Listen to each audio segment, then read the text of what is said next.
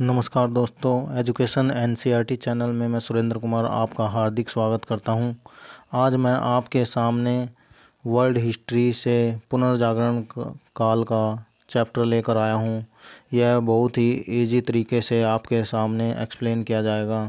यह चैप्टर बहुत ही महत्वपूर्ण है क्योंकि यह चैप्टर हमें लगभग 8th क्लास से लेकर एमए तक सभी क्लासों में देखने को मिलेगा और हमेशा आपकी प्रतियोगी परीक्षाओं के लिए भी लाभप्रद होगा। तो आइए ज़्यादा समय न लेते हुए हम पुनर्जागरण काल शुरू करते हैं। पुनर्जागरण काल का प्रश्न लगभग कई तरीक़ों से आता है, जैसे कि यूरोप में पुनर्जागरण का विस्तार पूर्वक वर्णन कीजिए। पुनर्जागरण काल से आप क्या समझते हैं, इसके विस्तार और कारणों की व्याख्या कीजिए। या फिर पुनर्जागरण काल से आपका क्या अभिप्राय है, इसके क्या प्रभाव हैं, यूरोप और विश्व पर इसके क्या प्रभाव पड़े, कला, साहित्य और विज्ञान के क्षेत्र में पुनर्जागरण के प्रभाव की क्या भूमिका है। तो आइए शुरू करते हैं।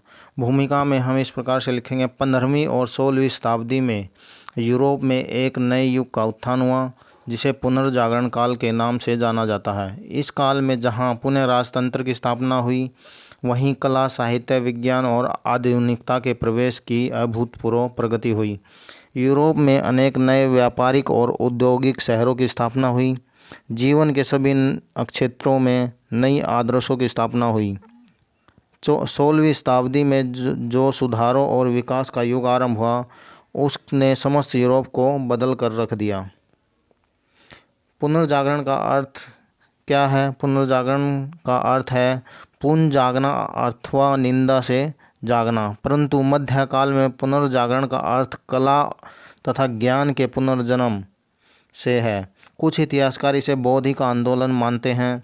लुक्स के अनुसार पुनर्जागरण का अर्थ उन सांस्कृतिक परिवर्तनों से है जो 15वीं और 16वीं शताब्दी में यूरोप में घटित हुए। पुनर्जागरण के क्या कारण हैं? तो आइए इस बारे में चर्चा करते हैं। पुनर्जागरण के कारणों का वर्णन इस प्रकार है। नंबर 1, पुनर्जागरण के लिए जो कारक उत्तरदायी थे, उनमें से सबसे पहले आता सामंतों के अत्याचार। सामंतवाद व्यवस्था का आधार था जो भूमि होता था। जय मैनार के कृषक और दास खेती का कार्य करते थे। सामंत उनसे अच्छा व्यवहार नहीं करते थे और उनके साथ जानवरों से भी बदतर व्यवहार करते थे और ज़बरदस्ती खेती का काम करवाया जाता था। उन्हें कोई भी राजनीतिक और सामाजिक अधिकार प्राप्त न था। उन्हें शिक्षा प्राप्त करने का अधिकार भी न था। अतः सामंतवादी के अत्याचारों ने पुनर्जागरण के लिए लोगों को प्रेरित किया। नंबर 2 पर आता है व्यापारिक समृद्धि। पुनर्जागरण के उत्थान का मुख्य कारण यूरोप का व्यापारिक विकास था। तुर्कों का 1453 ईस्वी में कस्तूतुनिया पर अधिकार होने के कारण नए व्यापारिक मार्गों की खोज आरंभ हुई, जिसमें वेनिस, फ्लोरेंस, मिलान आदि नगरों ने अंतर्राष्ट्रीय बाजारों का रूप धारण किया। अनेक व्यापारी इन शहरों में आने लगे, जिन्होंने कला, साहित्य और शिक्षा के विकास को प्रोत्साहन दिया।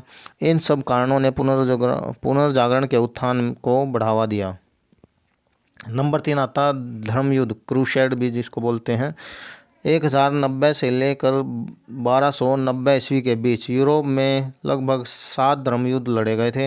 ये युद्ध ईसाई तीर्थस्थान जेरूसलम को लेकर ईसाइयों और मुसलमानों के बीच हुए थे। इन धर्म युद्धों में ईसाइयों का संपर्क पूर्व के लोगों के साथ हुआ, जिसमें कला, साहित्य और संस्कृति का विकास हुआ और पुनर्जागरण के उत्थान में भूमिका बनी। धर्म युद्धों के बाद जो लोग वापस लौटे, उन्होंने आधुनिक विचार और विज्ञान पर बल दिया। इस प्रकार पुरानी परंपराओं के स्थान पर पुनर्जागरण को बढ़ावा मिला। नंबर 4 पर आता कागज और छापे खाने का आविष्कार। मध्यकाल में यूरोप के लोगों का कागज बनाना सीख लिया था। सन 1465 ईस्वी में जर्मनी में जोहानेस गुटेनबर्ग नामक व्यक्ति ने प्रथम छापाखाना खोला। 1477 ईस्वी में कैक्सटन ने ब्रिटेन में छापे खाने की स्थापना की और धीरे धीरे इटली, जर्मनी, फ्रांस, स्पेन में छापे खाने स्थापित हुए। अतः काफ़ी संख्या में छापे खानों के आविष्कार के कारण पुस्तकें प्रकाशित होने लगी। अब पुस्तकों के माध्यम से लोगों में आधुनिक विचारों, स्वतंत्रता, अधिकारों व शिक्षा का प्रसार किया जाता था, जिसके परिणाम स्वरूप पुनर्जागरण का उदय हुआ। नंबर 5 पर नए नगरों का उत्थान। मध्यकाल में नए व्यापारिक नगरों की स्थापना हुई। नगरों में समृद्ध और शक्तिशाली व्यापारी निवास करते थे। वे परंपराओं के स्थान पर तर्क वितर्क को महत्व देते थे और रूढ़िवादी विचारों का खंडन करते थे। धीरे धीरे जनेवा, फ्लोरेंस, वेनिस, मिलान, राइनबर्ग आदि पुनर्जागरण के शक्तिशाली केंद्र बनकर उभरे। मंगोल साम्राज्य की स्थापना।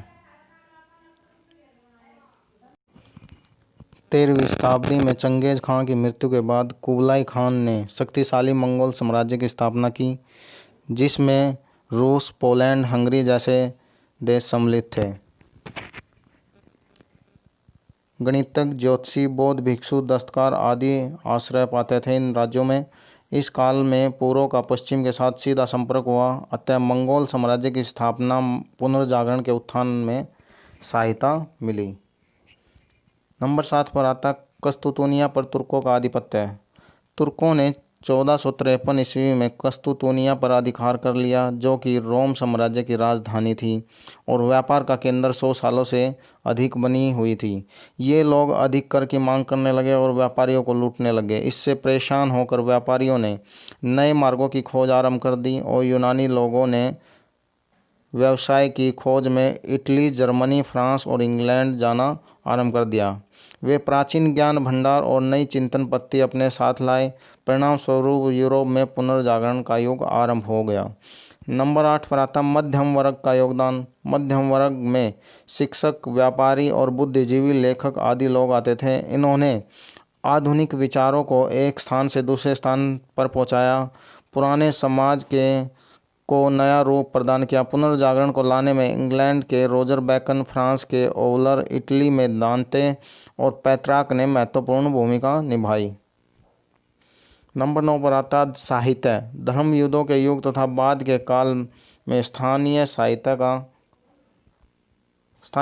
का विकास हुआ। इटली में दांते ने अपनी डिवाइन कॉमेडी की रचना टस्कनी की मधुर भाषा में की, जिसका इटली वासियों पर बहुत गहरा प्रभाव पड़ा। इसके अतिरिक्त चौसर ने कटरवरी टेल्स द्वारा सैक्सन, नॉर्मन तथा अंग्रेजी जन भाषाओं का विलयन पूरा हुआ। इस नव साहित्य ने बौद्धिक पुनर्जागरण के आगमन का न केवल संकेत दिया, बल्कि उसे आगे बढ़ाने में भी सहायता की। पुनर्जागरण की क्या विशेषताएं हैं? पुनर्जागरण की विशेषताएं इस प्रकार थी।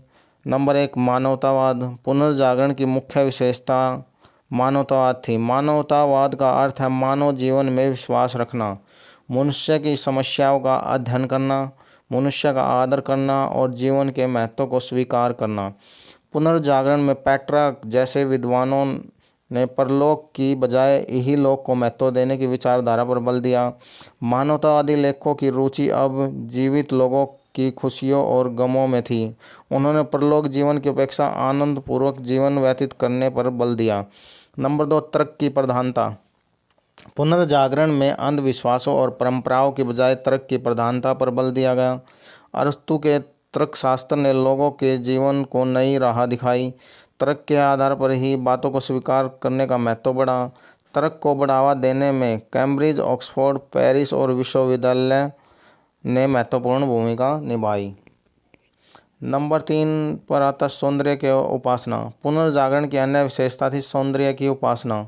यह उपासना भौतिक और मानसिक प्रभाव से मुक्त थी। इटली के कलाकारों लियोनार्दो दा विंची, अल्बर्ती आदि कला के क्षेत्र में वैज्ञानिक मापदंडों को लागू करने के पक्ष में तर्क दिया। उन्होंने इस विषय पर विपुल साहित्य की रचना की। नंबर 4 पर आता है प्रयोग पर बल। पुनर्जागरण के प्रचारकों ने किसी भी तर्क को स्वीकार से पूर्व प्रयोगों करने पर बल दिया। रोजर बैकन की प्रयोगात्मक पत्ति को अग्रदूत माना जाता है, अतः पुनर्जागरण में प्रयोग पर बल दिया गया। वैसे प्रयोगात्मक पत्ति से संदेह को समाप्त करके सत्य की प्राप्ति की जा सकती है। पुनर्जागरण का विकास एवं प्रभाव। पुनर्जागरण का विकास और प्रभाव इस प्रकार था। सामंतवाद के पतन के बाद इटली व यूरोप के देशों में पुनर्जागरण की लहर उत्पन्न हुई। पुनर्जागरण के विकास तथा उपलब्धियों ने यूरोप की राजनीति, साहित्य, विज्ञान, कला और साहित्य आदि को बहुत प्रभावित किया। पुनर्जागरण के विकास और प्रभाव का वर्णन इस प्रकार है। नंबर 1, साहित्य के क्षेत्र में जो पुनर्जागरण ने योगदान दिया उसका वर्णन हम इस प्रकार से करेंगे। नंबर 1 पर आता है देशी भाषाओं का विकास। इस काल में लातिनी एवं यूनानी भाषाओं के साहित्य के साथ साथ देशी भाषाओं के साहित्य का बहुत विकास हुआ, जिसमें इटालियन, स्पेनिश, जर्मन, फ्रेंच, अंग्रेजी, डच, स्वीडिश आदि देशी भाषाओं का विकास हुआ। बोलचाल की भाषा इस काल की महत्वपूर्ण विशेषता थी। नंबर 2 पर आता इतावली साहित्य का विकास। पुनर्जागरण काल में दांते, पेट्रार्क, बोकासियो आदि साहित्यकारों ने इतावली साहित्य के विकास में महत्वपूर्ण भूमिका निभाई, जिसमें इन्होंने नैतिक साहित्य, मानव प्रेम, संस्कृति प्रेम, प्रकृति प्रेम पर बल दिया। दांते को इतावली कविता का पिता कहा जाता था। उसने मातृभाषा में अनेक कविताएं लिखी। दूसरी ओर पेट्रार्क ने मध्ययुगीन साहित्य शिक्षा के स्थान पर लोगों को यूनानी और रोमन साहित्य के लालित्य की ओर आकर्षित किया। उसने अपनी रचनाओं का प्रकृति और मनुष्य के हर्ष का मार्मिक वर्णन किया। उसे मानवतावाद का पिता कहा जाता है। इसके बाद पुनर्जागरण का प्रतिनिधित्व उसके शिष्य बुकारियो ने किया। उसने भी अनेक रचनाएं रची। उसने अनेक कहानियों के द्वारा यूरोप में फैले भयंकर ब्लैक डेथ का वर्णन किया। इसके अतिरिक्त अन्य साहित्यकारों ने भी पुनर्जागरण के विकास में महत्वपूर्ण भूमिका निभाई। नंबर 3 पर आता फ्रांसीसी साहित्य। फ्रांसीसी साहित्य के विकास में रैबलास तथा मेंटॉन ने महत्वपूर्ण भूमिका निभाई। रैबलास ने धार्मिक कट्टरता पर कड़ा प्रहार किया। उसने अंधविश्वासों और कट्टरता पर आघात किया। उसका मूल मंत्र था प्यास, बौद्धिकता और नैतिकता की प्यास, अनुभव की प्यास, यथार्थ की प्यास। मांटेन ने भी फ्रेंच भाषाओं में अनेक रचनाएं की। उसे प्रथम आधुनिक व्यक्ति के नाम से जाना जाता है। नंबर 4 पर आता अंग्रेजी साहित्य का विकास। पुनर्जागरण के विकास में अंग्रेजी साहित्य ने महत्वपूर्ण भूमिका निभाई। 16वीं शताब्दी में अंग्रेजी साहित्य का विकास अपने चरम पर था। इस काल में कहानियों, कविताओं, नाटकों, उपन्यास आदि की रचना हुई। चौसठ ने कैंटरबरी टेल्स नामक प्रसिद्ध पुस्तक की रचना की। एडमंड स्पेंसर ने फेरी क्वीन नामक पुस्तक की रचना की। इसमें उन्होंने प्रिंस आर्थर के सदाचारी जीवन का वर्णन किया। फ्रांसीसी बैकन भी पुनर्जागरण का मुख्य विद्वान था। विलियम शेक्सपियर उस काल का सबसे महान साहित्यकार था। उसने 38 नाटकों की रचना की और मानव जीवन के विभिन्न पहलुओं का वर्णन किया। उसके नाटकों में सबसे प्रसिद्ध merchant of Venice, Romeo Juliet, Hamlet, Macbeth आदि बहुत ही महत्वपूर्ण हैं। नंबर 5 पर आता अन्य भाषाओं का साहित्य है। हॉलैंड, जर्मनी, फ्रांस, स्पेन, पुर्तगाल आदि देशों पर पुनर्जागरण का बहुत प्रभाव पड़ा। इन देशों ने आधुनिकता पर आधारित साहित्य लिखा। हॉलैंड का इरेस्पेम अपने समय का सबसे प्रसिद्ध साहित्यकार था। उसने अनेक ग्रंथों की रचना की, जिनमें in the praise of Holi अत्यधिक प्रसिद्ध है। इस पुस्तक में खोखलेपन, अंधविश्वास, धर्मशास्त्रियों की अज्ञानता, शिक्षा की अपूर्णता और युद्धों की क्रूरता पर व्यंग्य किया गया है। इस प्रकार स्पेन के सर्वेंटीज की डॉन quijote नामक पुस्तक प्रसिद्ध हुई। नंबर 2, राजनीतिक क्षेत्र में पुनर्जागरण का जो प्रभाव है उसका वर्णन इस प्रकार है। राजनीतिक क्षेत्र में सर्वप्रथम दांते का नाम लिया जाता है। उसने अपनी पुस्तक में द मोनोक्र्या में अधार्मिक विषयों में राजशक्ति सर्वोच्च होनी चाहिए। इस युग का सबसे प्रसिद्ध राजनीतिक चिंतक मैकावली था। वह फ्लोरेंस का निवासी था। उसकी रचनाओं में द प्रिंस सबसे प्रसिद्ध है। उसे धर्म को राज्य के अधीन बताया तथा शक्तिशाली निरंकुश राजतंत्र की वकालत की। पोप तथा ईसाइयों ने मैकियावेली की कटु आलोचना की। वह शैतान के नाम से पुकारा जाने लगा था। उसने कुछ ऐसे राजनीतिक सिद्धांतों का प्रतिपादन किया जिसके कारण उसे आधुनिक चाणक्य की उपाधि से भी नवाजा गया। नंबर 3 पर आता कला की उन्नति। पुनर्जागरण के साहित्य के साथ साथ चित्रकला, स्थापत्य कला, मूर्तिकला, संगीत कला आदि को बहुत ही प्रभावित किया। इस काल में कला की उन्नति का वर्णन इस प्रकार है। नंबर 1 पर हम चित्रकला का वर्णन करते हैं। इस युग में चित्रकारों ने मानव व प्रकृति के विषय वस्तु बनाकर चित्रित किया। सर्वप्रथम इटली के जियाटो ने बेंजाटाइन शैली से हटकर मानव व प्रकृति पर अनेक चित्र चित्रित किए। फ्लोरेंस निवासी लियोनार्दो दा विंची ने मनुष्य के चित्रों में सादगी, प्रकाश व छाया तथा रंगों के चयन का प्रदर्शन स्वाभाविक चित्रण में किया। माइकल एंजेलो नामक चित्रकार ने 145 चित्रों का चित्रण किया। संजियो राफेल भी इटली का प्रसिद्ध चित्रकार था। उसके चित्र सजीवता और सुंदरता के लिए प्रसिद्ध थे। नंबर 3, स्थापन कला। मध्यकाल में गोथिक शैली का प्रयोग किया जाता था, परंतु पुनर्जागरण काल में नई स्थापत्य शैली का जन्म हुआ है। नई शैली में यूनानी, रोमन और अरबी स्थापन कला का समन्वय था। इसमें डिजाइनों और सजावटों पर ध्यान दिया गया। इस शैली में गोल मेहराब बनाए गए, स्तंभों और गुदम्बों का महत्व बढ़ा। इस काल का महान साहित्यकार एंजिलो माइकल था। उसने राफेल के साथ मिलकर सेंट पीटर चर्च का निर्माण किया था। इसके अतिरिक्त लंदन का संत पॉल का गिरजाघर, स्पेन का स्कोरियल का प्रसाद आदि पुनर्जागरण काल के प्रसिद्ध स्थापत्य कला के नमूने हैं। नंबर 4, संगीत कला का विकास। पुनर्जागरण काल में संगीत का बहुत विकास हुआ। मार्टिन लूथर किंग ने अपना धर्म चलाया और उसके धर्म में अनेक गीतों का उत्थान हुआ। लूथर ने अनेक धार्मिक गीतों और अन्य गीतों की रचना की। इस काल में लौकिक संगीत का भी प्रचलन हुआ और वाद्य संगीत का भी बहुत लोकप्रिय हुआ। अब संगीत में वायलिन, हार्पसिकॉर्ड आदि वाद्य यंत्रों का प्रयोग किया जाने लगा। नंबर 5 पर आता विज्ञान की उन्नति। इस युग में विज्ञान अपने चरम सीमा पर था। रोजर बैकन ने प्रयोगात्मक पद्धति पर बल दिया। खगोल शास्त्र में कॉपरनिकस ने यह कहा, पृथ्वी अपने अक्ष पर घूमती है और सूर्य के चारों ओर चक्कर लगाती है। केपलर नामक विद्वान ने बताया कि ग्रह सूर्य की परिक्रमा करते हैं। न्यूटन भी पुनर्जागरण काल का प्रसिद्ध वैज्ञानिक था। उसने गुरुत्वाकर्षण का सिद्धांत दिया था। नंबर 6 पर आता धर्म सुधार आंदोलन। पुनर्जागरण के परिणाम स्वरूप यूरोप में धर्म सुधार आंदोलन का वातावरण तैयार हुआ। मध्यकाल में चर्च अक्सर राज्यों के कार्य में हस्तक्षेप करता था, परंतु पुनर्जागरण काल में विद्वानों ने चर्च की शक्ति पर व्यंग्य किया। उस समय प्रचलित अंधविश्वासों पर कुठारघात किया। दूसरी ओर लूथर ने चर्च के विरुद्ध प्रोटेस्टेंटवाद की स्थापना की। उन्होंने तरक्की प्रधानता, मानवतावाद और सौंदर्यवाद पर बल दिया। नंबर 6, उद्योग, वाणिज्य और व्यापार का उत्थान।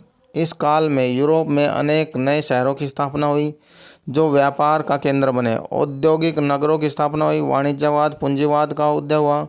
पुनर्जागरण काल में यूरोप के पश्चिमी और एशियाई देशों के साथ अच्छे व्यापारिक संबंध थे। निष्कर्ष क्या है? निष्कर्ष रूप में हम यह लिखेंगे, सामंतवाद के पतन तथा राजतंत्र की पुनर्स्थापना ने यूरोप में पुनर्जागरण के द्वार खोल दिए थे। पुनर्जागरण यूरोप में तथा विश्व में ऐसा आंदोलन था जिसने अंधविश्वासों को समाप्त करके मानव जाति को नई दिशा प्रदान करने का प्रयास किया। इसमें मानवतावाद, तर्कवाद, विज्ञान, व्यक्तिवाद, भौतिकवाद आदि विचारों को जन्म दिया था जो समाज के लिए लाभप्रद सिद्ध हुआ। तो दोस्तों, यहाँ पर यह चैप्टर ख़त्म होता है। आपको मेरे बनाई गई वीडियो कैसी लगी इस बारे में ज़रूर कमेंट करें। अगर वीडियो पसंद है तो लाइक करें और शेयर करें। Thank you.